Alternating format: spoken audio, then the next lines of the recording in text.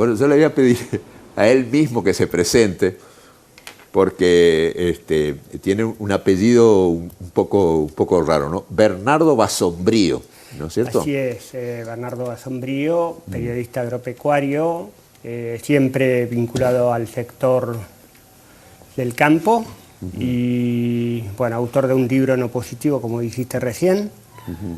Y ahora, a pedido de muchos colegas, era, bueno, ¿por qué no iba a escribir yo el libro de Vicentín? Y en un año pandémico, entrar en el momento más sensible de la historia de la familia Vicentín iba a ser un desafío extra. Ajá. Particularmente... Con todos los pros y los contras, ¿no? Con todos los pros y los contras. Y particularmente atendiendo a esa idea de todas las cosas que se dicen en Buenos Aires, que es más lejos, y se dice mucho sin saber. Entonces, sacarse esas dudas y no solo llegar hasta el propio terreno de Avellaneda y empezar a entender que hay, por decir, el Club Barrio Norte contra el Club Defensores de la Costa, o que vienen los cosecheros de algodón desde el lado de Corrientes, los que venían temporariamente, los que se afincaron, estar recorriendo la zona, entrevistar detractores, defensores, es como para llevar un argumento completo. Es, dicho en resumen, venir del llano al personaje y ver qué se trata toda esta cuestión, Carlos. Tenés como antecedente, digamos, en ese libro no positivo, me imagino apasionante escribir sobre eso, ¿no? Porque también fue un conflicto muy fuerte, con argumentos a favor, en contra y de uno y de otro, y se dijeron muchas cosas en aquel momento, y un gobierno calificando, yo todavía no lo recuerdo bien, ¿no? Sí. Un presidente hablando de calificando a los productores de oligarcas. A los productores no solo de oligarcas, sino de que habían reemplazado, como tratándolo de golpistas, los tanques por tractores. Sí, los tanques mediáticos. Sí, los generales mediáticos. Mediáticos. Sí, decía la señora Kirchner, que ella era la presidenta de la Nación, ¿no? Sí. Y ese voto, finalmente, esa sesión del Congreso de la Nación tan enigmática, y que tuvo un final inesperado para muchos, ¿no? Con el voto del vicepresidente. Vos escribiste sobre eso. Haciendo una rápida síntesis de esto, la concepción del no positivo ha sido una gira por 9 provincias donde entrevisté a los líderes referenciales y después de Cobos y Pichetto para abajo unos 15 legisladores. Y para adentrarnos más o menos rápido en el tema, con el voto de Cobos fue una consecuencia de lo que se hizo durante los 129 días que proponía el decirle no a la 125 bajo una unidad muy sólida del campo y que al mismo tiempo se tuvo que ocupar el campo de ser noticia, es decir, salieron a la ruta con un volante a explicarle al país qué era lo que estaba pasando. Entonces, naturalmente, Cobos terminó votando como votó. Sí. Pocas veces visto que la Cámara Alta del Senado tenga una presencia tan perfecta de los 72 senadores. Y haciendo una diferencia de lo que pasó en el 2008 respecto de este 2020, es que el campo, si bien se ocupó de ser noticia, Vicentín fue noticia. Claro. Vicentín fue noticia, el mismo día hubo una reacción social, una reacción empresaria, una reacción política, y fue rápidamente noticia. Durante por lo menos 3 meses se ocupó en la agenda de los argentinos. Está bien, pero vos iniciás tu historia, tengo entendido, contando cómo nace Vicentín. Sí. Y cómo logra, porque eso es un logro de la empresa a través de muchos años, la empatía con la comunidad, que después tiene esa reacción que yo creo que es inédita en la historia del país, porque no tengo recuerdo ni haber leído de que haya ocurrido una cosa similar alguna vez antes en la historia del país, ¿no? Un Respecto gobierno, a apropiación a empresa, claro, la reacción de la gente, a eso de me la refiero, gente, ¿no? sí, sí, por supuesto. Esto es lo que Eso yo- quiero que me cuentes y que contás en el libro, cómo nace esto y cómo lo plasmás en el libro. Una de las cosas que me hace un impacto muy fuerte, Carlos, tiene que ver con cuando llego a Avellaneda, hay una nobleza de gratitud muy, muy arraigada en la comunidad local respecto a Vicentín. No hay persona que no me diga que o mi padre trabajó en Vicentín, o yo trabajo en Vicentín, o yo le debo a Vicentín. Vicentín ha sido generosa con la comunidad en términos de dar sin entender cuál es el vuelto de las cosas. Esto está tan condensado entre la gente de Reconquista y Avellaneda que desde el lugar que estuve trabajando estos 4 meses, desde el 19 de noviembre, tomando nota de un montón de detalles, gente del barrio Don Pedro que me ha escrito cartas diciéndome que no me olvide de Vicentín, de esto, aquello y de lo otro, de los favores que le habían dado como una retribución a la empresa.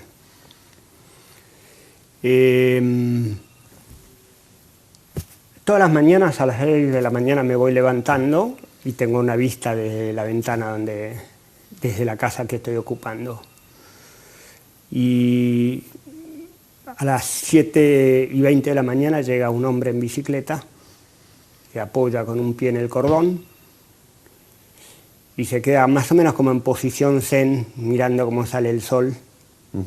Y ese gesto se repite todos los días a la sombra de un fresno, de una mano, de la calle 3, antes de llegar a la esquina de la 20, y a las 3 menos 10 de la tarde, de la otra mano, a la sombra de otro fresno, con la idéntica actitud. Entonces, bajé un día a preguntarle a este hombre cuál era la razón de ese gesto.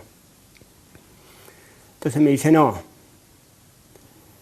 yo vengo a esta esquina y acá me encontraba con un compañero mío de trabajo y todos los días íbamos juntos desde acá.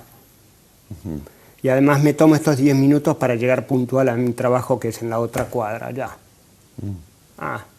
Primer gesto, amistad. Segundo gesto, cultura de trabajo.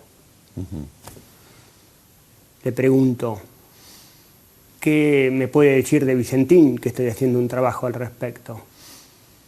Me dice, la generación de los más grandes es intachable. Los nuevos no los conozco, pero le voy a decir algo. Mi padre trabajó toda la vida en Vicentín. Y cuando terminó, un día de golpe lo llaman de una oficina y le dicen, usted hoy se jubila. Acá tiene el pago del sueldo, del aguinaldo, el TAC no sé cuánto, el no sé cómo y el no sé cuánto, más 10 litros de aceite, más una canasta de comida. Así hasta el día que se muera. Entonces, bien. Y le agrego algo más. Mi padre me contaba de Máximo Vicentín, que iba todos los días con la camioneta a la fábrica,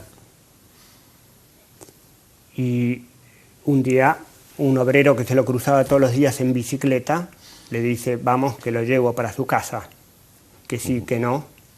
Y cargó la bicicleta del obrero en la camioneta y lo llevó hasta la casa. Entonces cuando llegan, había un ranchito sobre un terreno. Y Máximo le pregunta, ¿acá vive usted? Sí, acá vivo yo. Estoy alquilando el terreno. Bueno, pasa a las 4 de la tarde por la fábrica. Al hombre le compraron el terreno y le hicieron la casa. Entonces, esto de el círculo virtuoso que ha propendido con la comunidad de Vicentín es muy fuerte y el lazo es entendible que así sea en defensa de la empresa. Pero además hay algo. No recordás que haya una reacción de la gente, dijiste.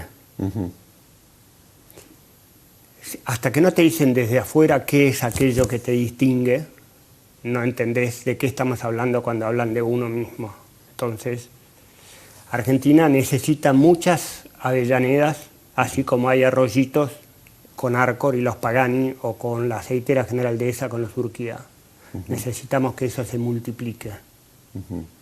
Parece bastante desfachatado el gesto y la falta de análisis presidencial de decir me llevo puesto una comunidad porque sí. No, y al contrario, todavía pretender que lo aplaudan, porque eso fue lo esto que la verdad que no sorprende ya con los antecedentes de la persona de Alberto Fernández, pero decretar un DNU y pretender que con esto se haga lugar a una expropiación e intervención y después decir creí que me iban a aplaudir, la verdad que es demoledor. Bernardo, tengo que ir a una pausa. Sí. Y me quiero meter, para que nos alcance el tiempo, ya directamente en cómo, porque la empatía de la empresa con la comunidad no solo se dio por ese tipo de gestos, sino porque acá hay dos o tres escuelas que existen por la acción Vicentín, social propiamente. Un montón la forma en que ha colaborado la empresa con la comunidad es muy amplia, de manera tal, esa reacción de la gente además fue encabezada por el intendente de Avellaneda y por el senador provincial, ¿no? Marcón. Marcón. Sí, encabezada, convengamos, pero ha sido espontánea. Encabezada. Toda la comunidad salió. Sí, yo creo que eso surgió solo y ellos no desperdiciaron la oportunidad como buenos políticos que son además, ¿no? Es lo que toca en el rol. Pero era el sentir yo estuve, porque yo vine a hacer la cobertura como periodista, y en mi vida creí que iba a haber tanta gente en una movilización como fue la primera de ellas, ¿no? El martes 9 de junio. Sí, pero quiero sortear un poquito eso para meternos en muchos otros temas que te lo estuve diciendo inclusive antes de empezar el programa, y no quiero que me falte el tiempo, así que te propongo Listo, vamos a hacer una rápida síntesis. Que vayamos a una pausa y enseguida continuamos con eso. Perfecto. Enseguida continuamos con Bernardo Basombrío, que nos anticipa el contenido del libro que está a punto de terminar de escribir, Exprópiese Vicentín, así se llama, ¿no? Exprópiese a secas. Exprópiese a secas, sí. Pausa y ya volvemos. Bueno, seguimos con Bernardo Basombrío, entonces. Vayamos a cuál es la situación actual de Vicentín, ¿no? Después de todo lo que estábamos contando, la empresa fue creciendo mucho. Sorpresivamente, año 2019, comunica primero un estrés financiero y que termina luego en un concurso de acreedores con una deuda muy grande, con bancos argentinos, banca extranjera y muchos productores agropecuarios. Y comienza otra historia ya, ¿no? El concurso de acreedores de Vicentín. Brevemente, ¿cómo ves esta situación? ¿Cómo llega, si lo desarrollas en tu libro, cómo llega Vicentín a esta situación? Tengo una breve síntesis que tiene que ver con una conjunción de un montón de factores que a partir de las PASO se viene dando marcadamente. Ya Vicentín venía muy exigida, con un año 2018 donde hubo una sequía y esto impacta sobre el año 2019 en la capacidad de molienda. Hay 30 millones menos de toneladas de soja para moler y tiene que salir a comprar en Brasil, en Estados Unidos, en Paraguay. Y esto pone en desequilibrio la capacidad de molienda versus con el flujo de materia prima que tenían, por un lado. A continuación se suma el tema de las PASO. Las PASO, en un día para otro, el dólar se escaló un 50%. Sí. El efecto de la sequía que habíamos dicho, bueno, el tema de proveerse de la materia prima tiene un costo. Ese costo, a su vez, demanda una logística y vuelve a sumar otros costos a los costos fijos, más asumir los compromisos y demás. Paralelamente, el gobierno argentino, todos dicen que tanto que Macri favoreció, hay dos elementos contundentes. Se eliminaron los antecedentes que promovían la actividad industrial en la zona. Y por otro lado subieron las retenciones al aceite del 0 al 23% y también para la harina de soja. Esto, con los exiguos márgenes que maneja la empresa, va siendo como un cuello de botella poco a poco. En paralelo está como... A contrario de lo que sucede siempre, los productores que retienen para tener una seguridad financiera o económica, guardando la soja en sus campos. Esta vez se hizo una corrida de salir a vender.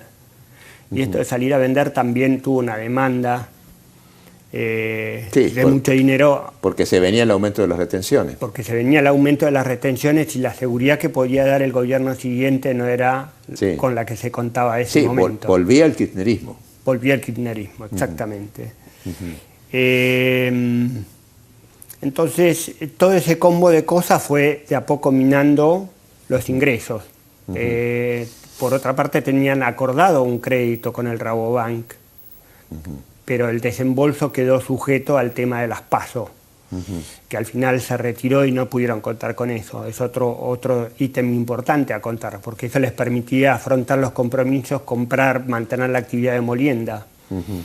La planta de Renova es la más eficiente del mundo por lejos, entonces hay cierta aspiraciones por parte de algunos grupos de acreedores, como me habías contado en algún momento, y que tenía que ver con esto. Entonces, todo esto, cuando la gente dice el mito de, bueno, ¿y a dónde está la plata? Y terminemos con el mito de a dónde está la plata, pues claramente quedó un desfinanciamiento por varios lados. Entonces, es razonable que así suceda, en una etapa con tantos factores afectando sobre la empresa. Bueno, está bien. De todas maneras, algunos errores habrán cometido, porque los concursos de acreedores, la mayoría, yo diría que más del 90% de los concursos de acreedores ocurren por errores que se cometen en sin duda, el manejo de la empresa. Sin duda, es muy fácil hablar con el diario del lunes, ¿no es cierto? Sí. Deben haber habido errores de gestión y demás. Ahora, y convengamos, ¿no? Lo que pasa es que la gente generalmente, porque esto no pasa solamente con Vicentín, cada vez que alguien se concursa, se presenta en una convocatoria de acreedores, está prácticamente, no es poca la gente que está tratando de sinvergüenza prácticamente al que se concursó, ¿no? Preguntémosle. ¿Quién sabe dónde está escondiendo la plata o cuánto se choreó y llevó para un lado, para el otro? Y no fue la excepción Vicentín. Preguntémosle, ¿no?, a Roque Lorenzón del Grupo Ideas, que ha pasado también por un concurso, ha tenido que ir atravesando toda esa situación de humillación y demás. Hay una empresa agropecuaria que hace poco también, que fue un concurso grande de 100 millones de dólares. De todo dijeron del empresario que se concursó, ¿no? Y volver a salir adelante, bueno, eso de recomponer. Nadie está exento de cometer errores. Es muy fácil hablar desde afuera, estamos de acuerdo, pero a lo que voy es el rumor común general de la gente, más vale que estén más informadas, más cerca del calor de lo que está sucediendo en ese microclima, para entender de qué hablamos cuando hablamos de Vicentín. Está bien. Y a eso se suma, por ejemplo, un director del banco, concretamente Claudio Lozano, que sale escandalizado a decir que, bueno, que en forma absolutamente irregular se prestaron centenares de millones de dólares, se le dio a la empresa, a Vicentín, y que no se sabe a dónde fueron a parar. Y hace una denuncia penal. Sí. Ahí se abren dos líneas. La primera es, Claudio Lozano más o menos siempre, en soledad o no, ha despotricado hacia Vicentín, pero hay que tener en cuenta que a mayo del 2020 la relación de Vicentín con el Banco Nación, de empresa a banco, era estable, se estaban hablando de acuerdos de refinanciación y demás, y solamente empezó la acción de Lozano a partir de que se empezó a politizar el tema, por un lado. Por otra parte, en los detalles técnicos, el Vicentín cumplió con todas las formalidades y todos los requerimientos de garantías que el Banco Nación pedía. Por lo tanto, hay absoluta normalidad en cuanto a esto. Y en tercer punto es la demanda penal o la denuncia penal propiamente dicha que me decís. Es muy fácil hacer demandas penales en la Argentina porque está lo que se tiene que, con los tres elementos de que sea jurídicamente aplicable respecto de un artículo de la ley que se tiene que contravenir, que que se produzca el hecho y lo que es más importante, el elemento es que se pruebe. Entonces eso es lo que yo doy en llamar el mientras tanto. Yo te hago una denuncia penal. Mientras tanto, allanamientos, medidas de prueba, cautelares, embargos, me meto en tu casa, husmeo qué es lo que tenés. Y quizás dentro de 15 años la justicia diga inocente. Entonces, ¿quién me devuelve a mí todo lo que pasó ese tiempo? Y tampoco dejo de dar a la puerta giratoria.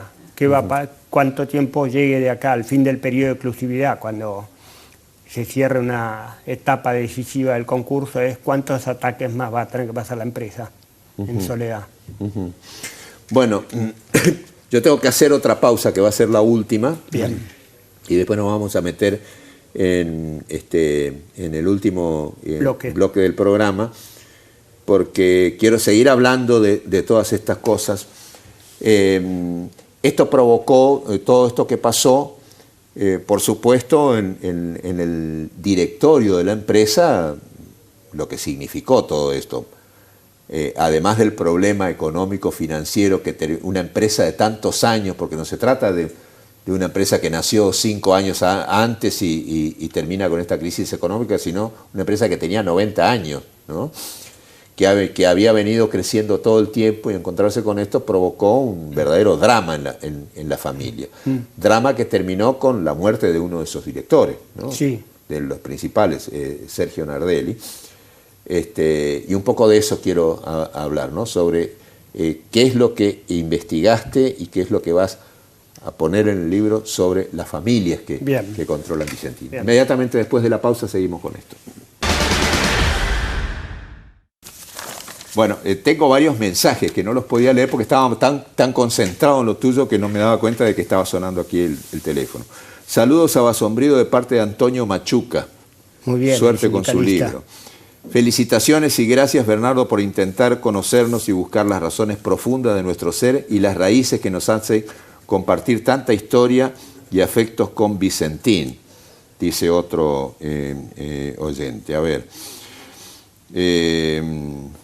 espérate que tengo más acá. Héctor Cusit, ¿no? Dice, un saludo a ese gran periodista, escritor. Bien. Bueno, son varios llamados. Una reseña rápida, sí, que me dice Antonio Machuca cuando lo entrevisto, para entender un poco la dinámica a propósito de las reacciones que había generado el martes 9 de junio. Él me dice, no puede ser que Quito Vicentín no camine con la frente alta, tiene que caminar con la frente alta. Sí, sí. Le voy a pedir a Lucía, la operadora, vemos a ver ese primer, fíjate ahí lo que dice, ¿no? Síndicos reprodujeron argumentos de Vicentín para explicar su crisis, es decir, que estos mismos argumentos que estábamos desarrollando recién, que vos contabas, sí, lo hacen propio nada menos que los síndicos del concurso, sí, que son los que están instalados, metidos ahí, estudiando a fondo toda la situación. Y trabajan con el juez. Y trabajando con el juez. Vamos al próximo, Lucía.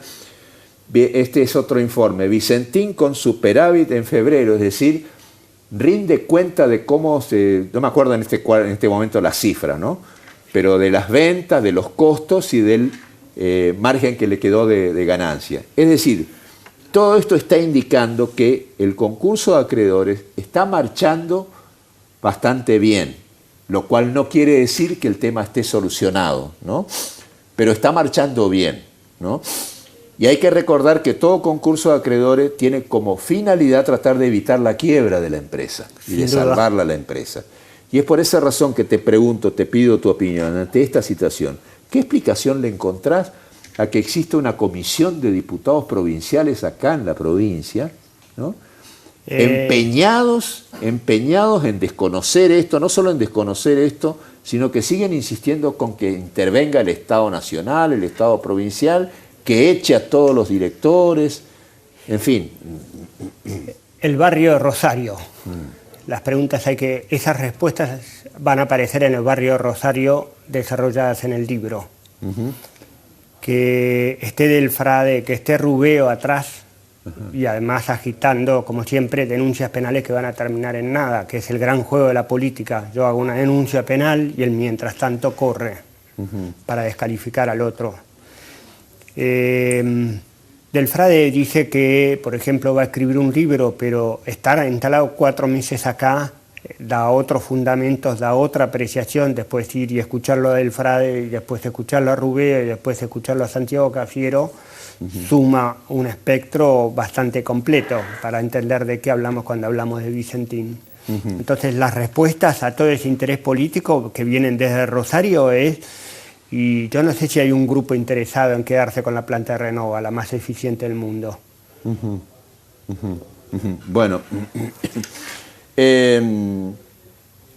conflicto entre las familias, esa es otra cosa que también trascendió ya y a niveles un poco más informados, ¿no? Porque sí, todo esto provocó conflicto entre las familias, digamos, reproches y distanciamientos y alguna pequeña lucha dentro de la empresa. Mirá, yo tengo 11 hermanos y 52 sobrinos. También tengo reproches y conflictos dentro de mi familia.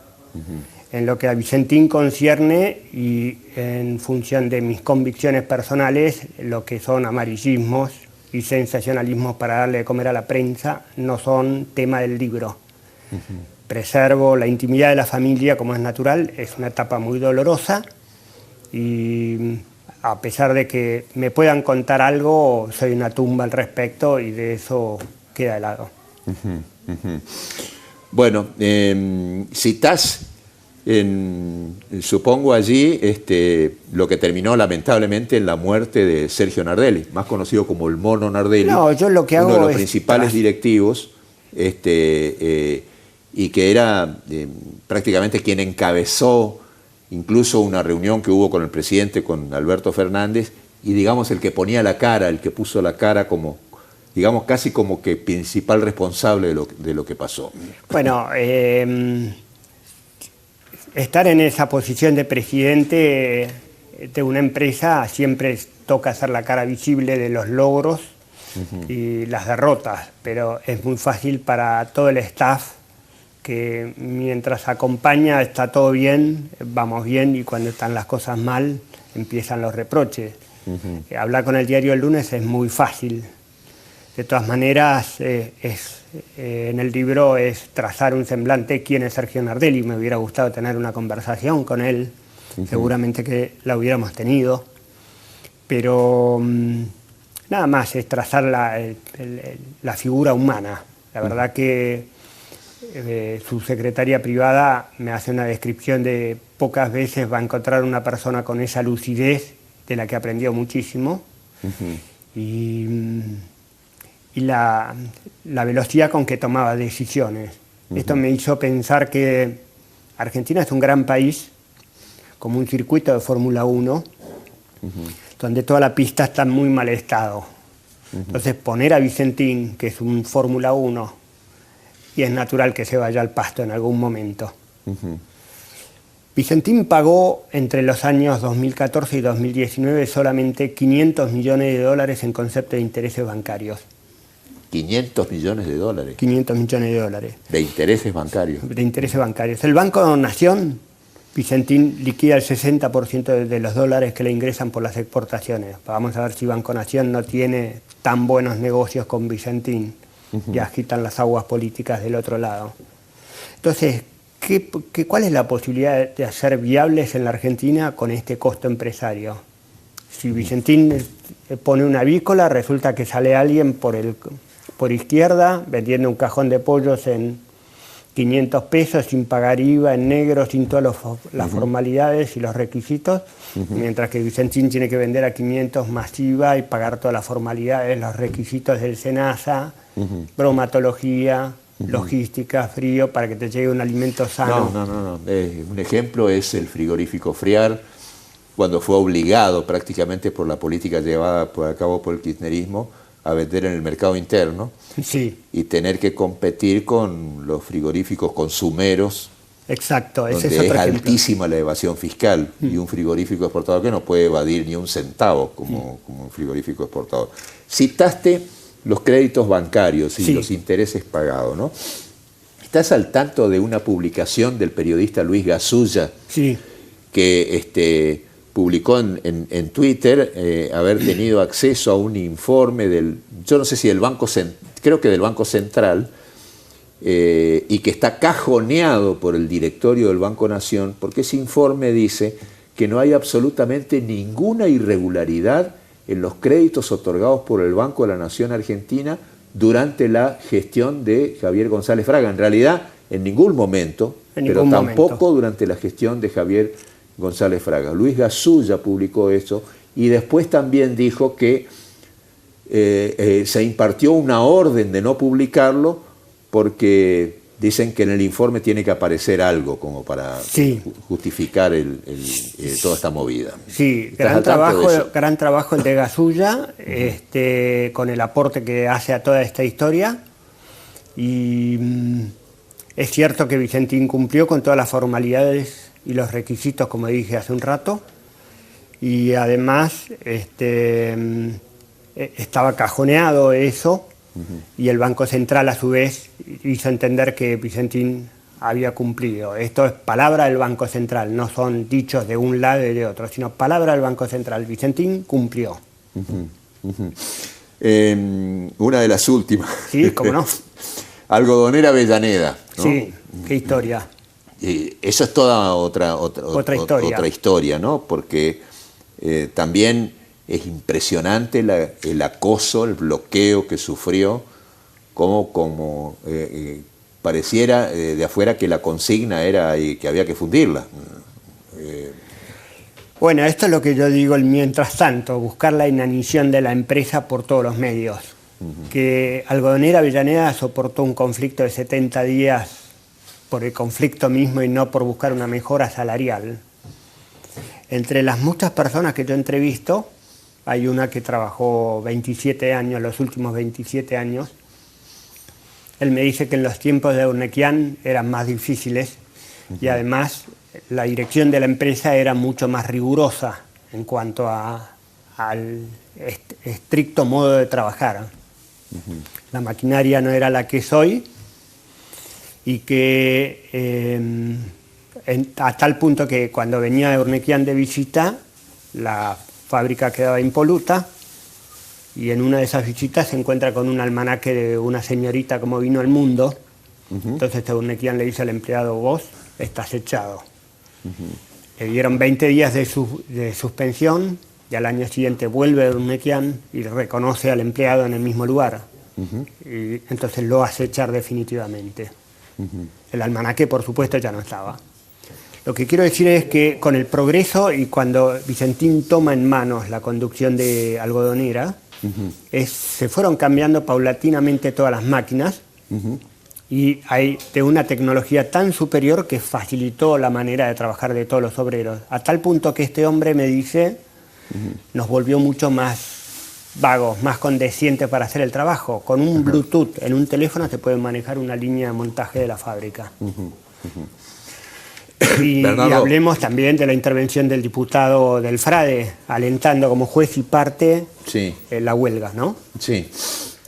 Lamentablemente se nos terminó el tiempo. Solo me queda preguntarte. Sí. El libro se va a llamar Exprópiese. Correcto. ¿No? Y habla sobre... es toda la historia de Vicentín, tal cual como más o menos contamos aquí.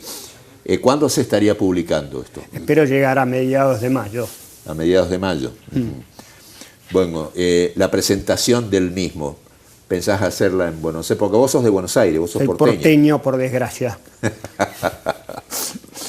¿Y algo aquí en Avellaneda? Sí, por supuesto, voy a visitarlos. Lo que yo digo es que cuando me vaya de Avellaneda los voy a extrañar después de estos 4 meses día a día, pero cuando ustedes lean el libro me van a extrañar a mí. Bueno.